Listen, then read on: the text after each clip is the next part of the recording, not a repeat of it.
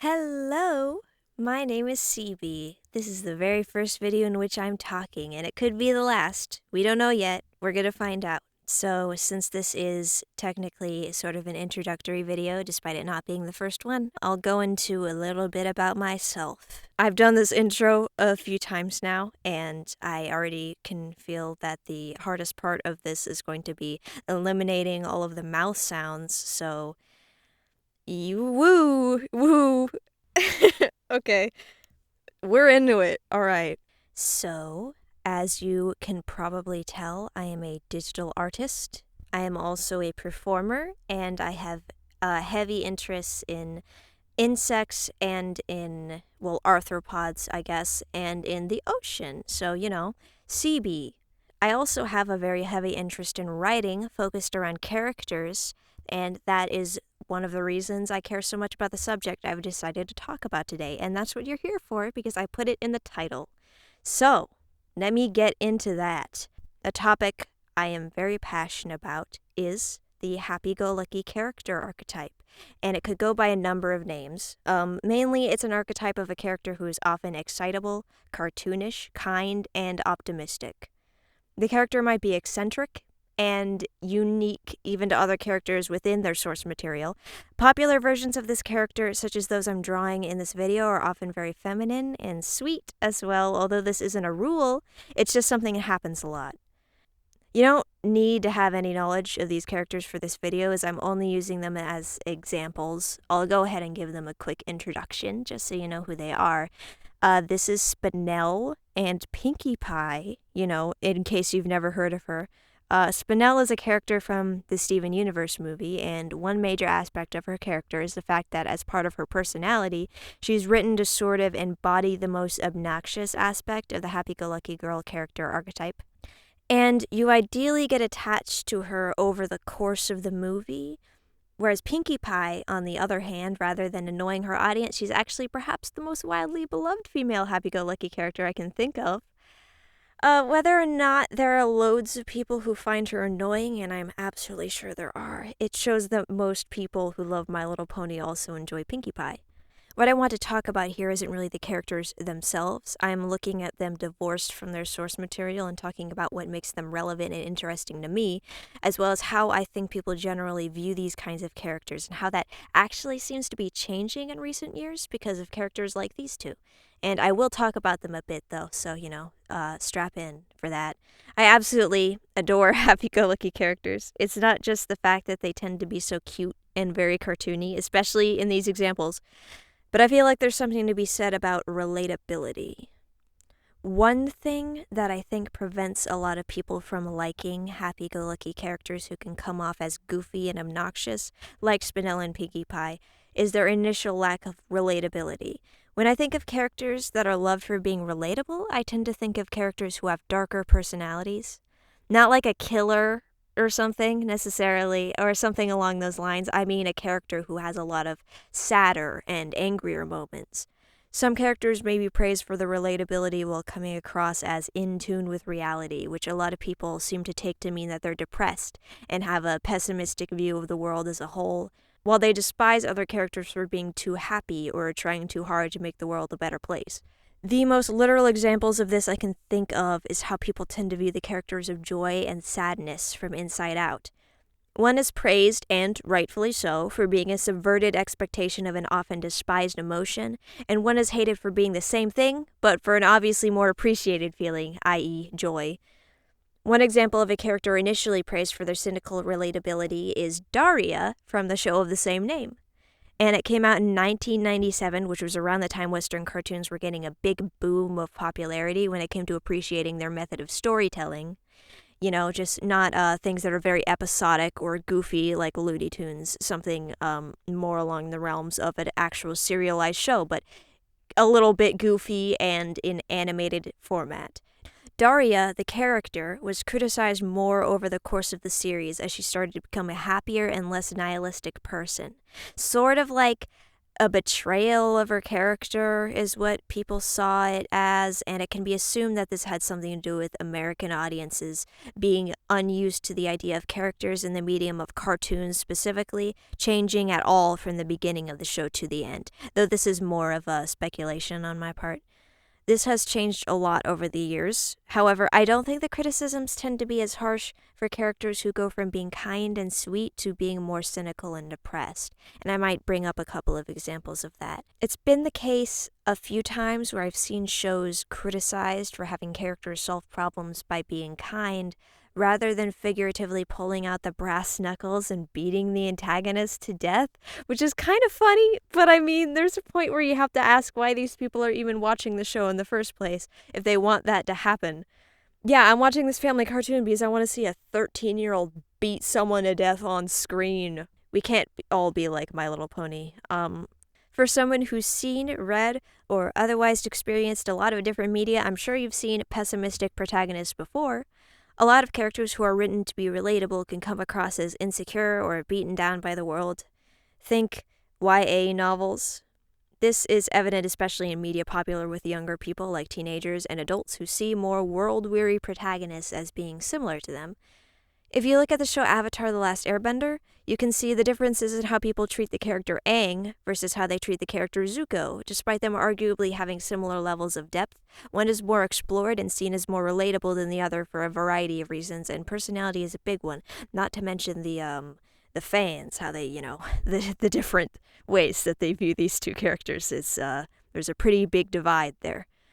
I believe that a lot of people see happy-go-lucky characters as extremely annoying. Or I believe that while I was growing up, that was the case. They're said to have annoying voices, which is entirely subjective. Or they never take anything seriously enough, or they're childish and stupid, and I believe there are probably plenty of examples of these characters where those observations are completely correct. Personally, I don't see them that way most of the time, so I can't really think of any off the top of my head, but they can be annoying. They have been annoying, especially before Western cartoons were taken a bit more seriously as a method of storytelling. The problem is that a lot of people seem to take that to its extreme and insist that every character who embodies optimism and kindness as a main personality trait is somehow always annoying, naive, childish, obnoxious, and impossible to relate to before anything else. It's the knee-jerk reaction for a lot of people, or at least it seems that way.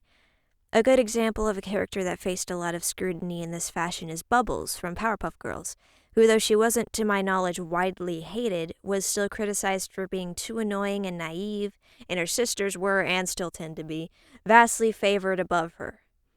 There's nothing wrong with not liking a character, but I'm just kind of trying to bring to attention the fact that it seems to be for certain traits and for subjective rather than objective reasons.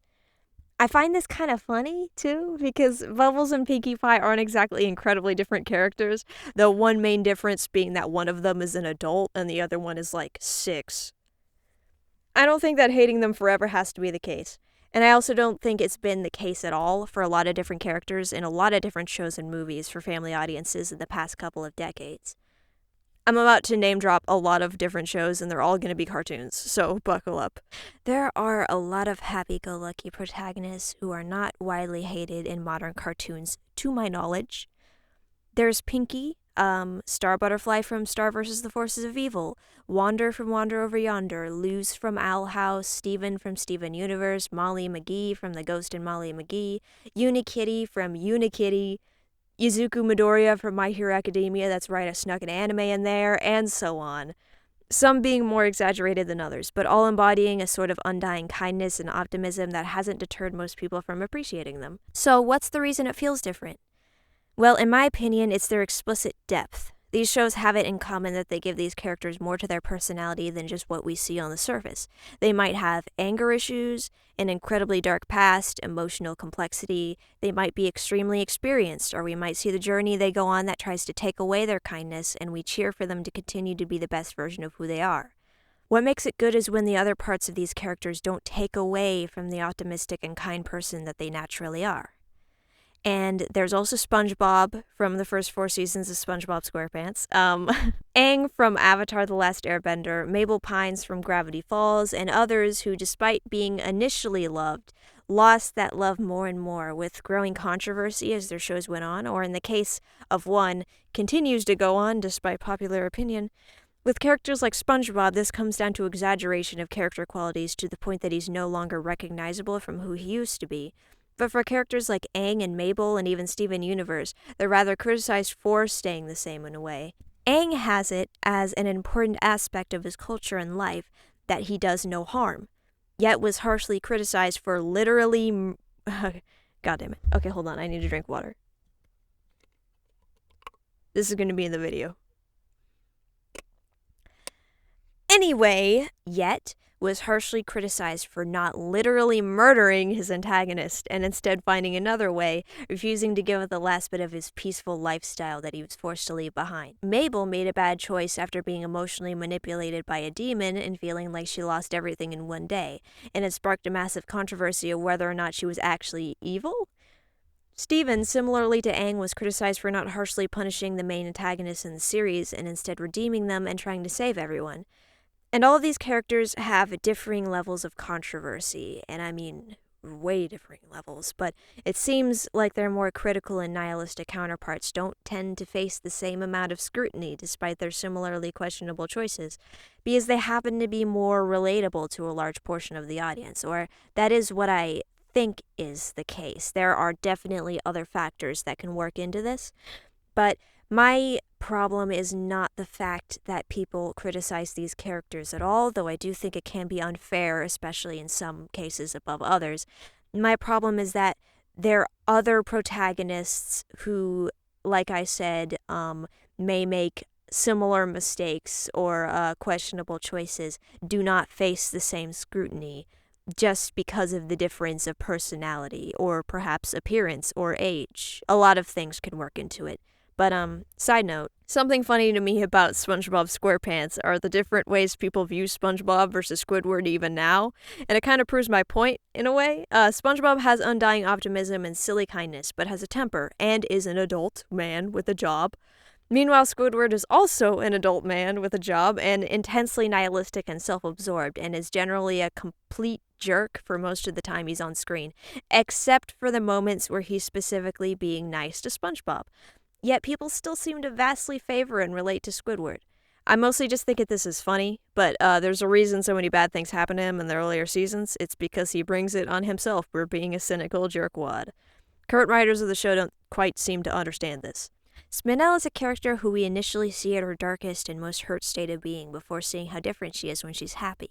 Despite her being so obnoxious, after we're shown how much she's been hurt and it being the reason she turned to the power of incredible violence, we just wanted her to be happy again. Spinel was not sad and angry because she was grounded in reality. Spinel was that way because she was hurt and because she had a full psychological breakdown. Though unfortunately I suspect that a lot of people only enjoy Spinel because of how we see her during her mental breakdown and would prefer for her to stay like that, but it's impossible to fully divorce her from who she is when she's happy, so I'll leave that alone for now. We can see then that there's no personality type that is more or less likely to be hurt. The very same show that Spinel hails from has a fascinating arc with its main character Steven, who goes from being a happy and occasionally obnoxious boy who sees the best in everyone, to a jaded teenager with anger issues who is actively falling apart from PTSD and a number of other mental health problems.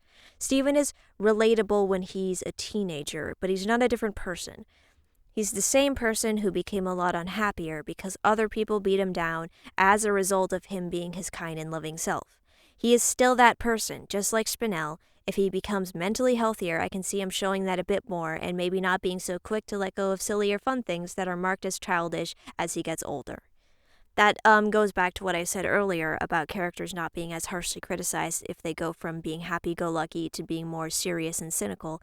This happened with both Spinel and Steven, and both of them are, they're both pretty well liked, especially after Steven's arc where he became more cynical, and Spinel when that's the first part of her we saw. There's more to that, I'm sure. There's a lot I can go into to try and explain why people liked Pinkie Pie so much. But a lot of it really comes down to the source material she's from becoming so popular. She is by no means the first of her kind when it comes to being a decently written, happy-go-lucky archetype. I mean, after all, she's from the show My Little Pony. But she was far-reaching enough that I genuinely think her being so well-liked in the context of her source material is changing how a lot of people view this kind of character. Not me, though. I liked Pinkie Pie before it was cool. In the ring since 2001. We need this kind of precedent, so in the future we can look at characters like this and not dismiss them based on finding silly, happy characters annoying in the past. When it comes to relatability, it's that depth I've described that works wonders in helping people understand these kinds of characters and like them a lot better. Though personally, I never really could relate to characters that saw the world in a purely pessimistic way, that doesn't mean I didn't like them. I don't personally have to relate to a character in order to enjoy them. I know that plenty of other people are this way as well. But I'm just saying that it all comes down to the individual, I guess. Some of us grew up being called annoying due to the preconceived notions people have about this kind of personality, and it can really stomp the life out of you. One of the many ways fiction tends to affect reality, this was showcased with Spinel, and a lot of people found her to be extremely relatable. More people are out there who see themselves in characters like this, and who feel forced to let go of things that make them happy because they can't be taken seriously. I think the world would be a lot nicer if we stopped pretending it's childish to be kind or naive to think that the world can be a wonderful place. Maybe we should all bring out our inner Pinkie Pie sometimes. Cringe is fun. Fun is cringe. I could go on a longer rant about thinking it's probably more logical not to say that just because a lot of things are bad, that means seeing any objective good is somehow naive. Just know that if you believe everything's going to be terrible no matter what, it's kind of a self-fulfilling prophecy. There's a reason we like seeing trampled characters have better lives. We want to know that it's possible. If someone thinks it's possible, that's how things get done. Also, I think a lot more cynical characters get criticized less because people are attracted to them and biased about it. Okay, I'm done. That's all I can think of for now on this topic. This is mostly me figuring out what kind of videos I want to make, so I don't know if this thing will happen again. Also, I think I said before that I don't want to make a Twitter, but it turns out that I've had a Twitter for almost a year now, and I just forgot. So, link in the description to that, I guess, because people seem to like that site for some reason. That's all. Have fun. Bye.